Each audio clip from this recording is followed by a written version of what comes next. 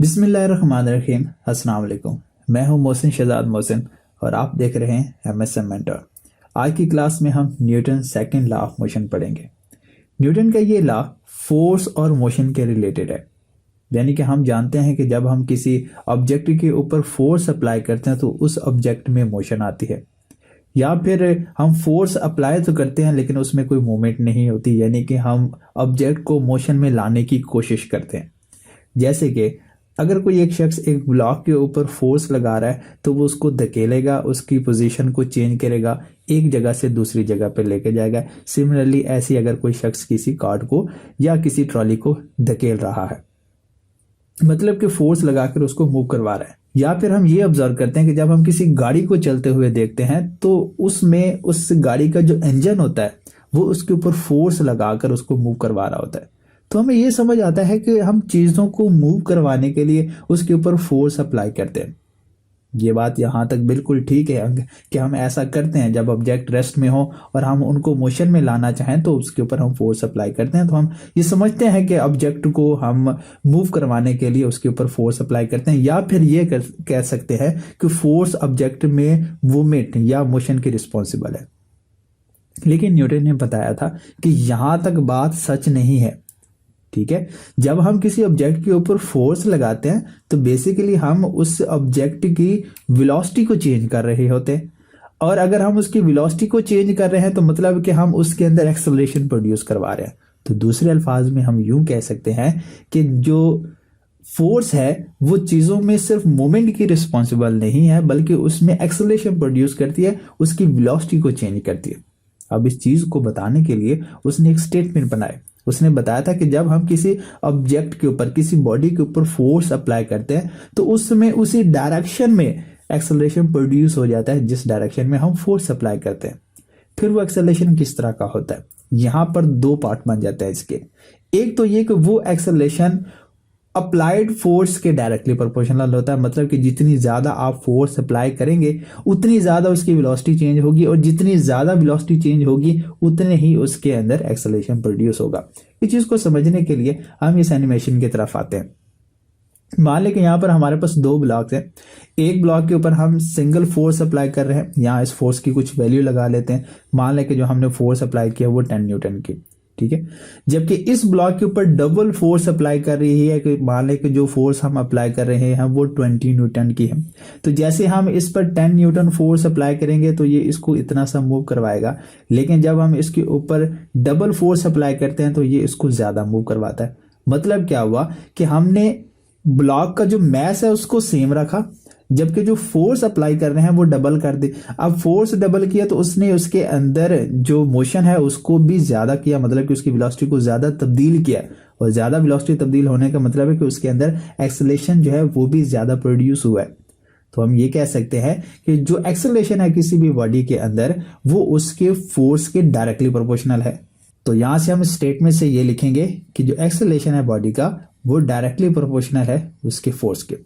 दूसरे पार्ट में वो ये कहता है कि यही एक्सेलरेशन इसके मैस के इनवर्सली प्रोपोर्शनल है।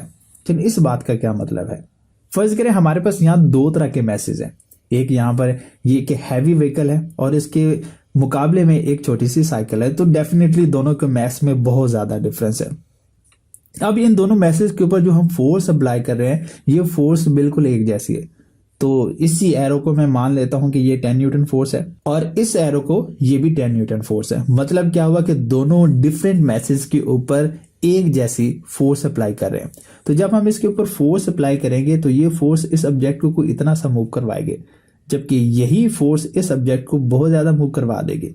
मतलब क्या हुआ, फोर्स तो दोनों पर हमने एक जैसी ही अप्लाई की है, लेकिन एक के अंदर उसकी पोजीशन ज्यादा चेंज हुई है। मतलब क्या हुआ, एक ने की वेलोसिटी ज्यादा चेंज हुई है।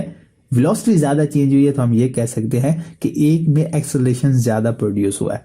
क्यों? क्योंकि इसका जिसमें एक्सेलरेशन ज्यादा प्रोड्यूस हुआ है उसका मैस कम था। तो एक टर्म को हम बढ़ा रहे हैं यानी एक्सेलरेशन बढ़ रहा है। कब? जब मैस कम है तो दूसरी टर्म को हम कम कर रहे हैं। तो हम इस तरह से कह सकते हैं कि जो एक्सेलरेशन है वो मैस के इनवर्सली प्रोपोर्शनल है। तो हम यहां पर लिखेंगे कि acceleration is inversely proportional to mass, यानी मैस ज्यादा होगा तो एक्सेलरेशन उसमें कम प्रोड्यूस होगा।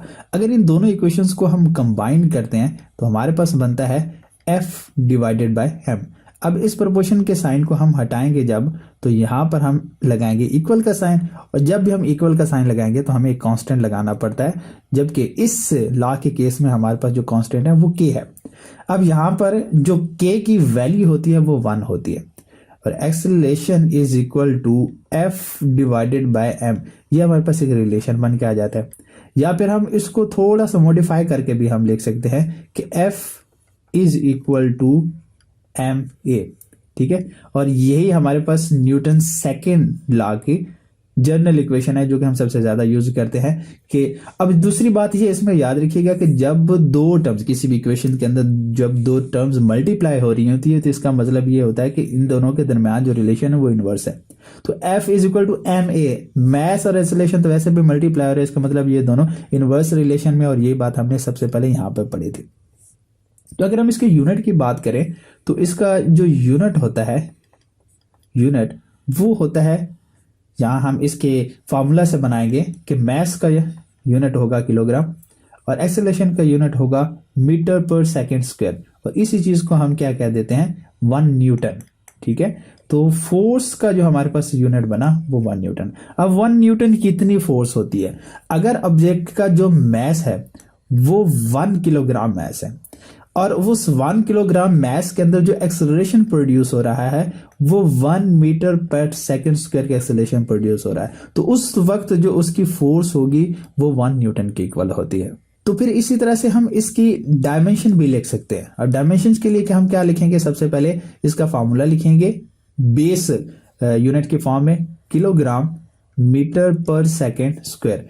तो हम इसके लिए लिखेंगे सबसे पहले MLT।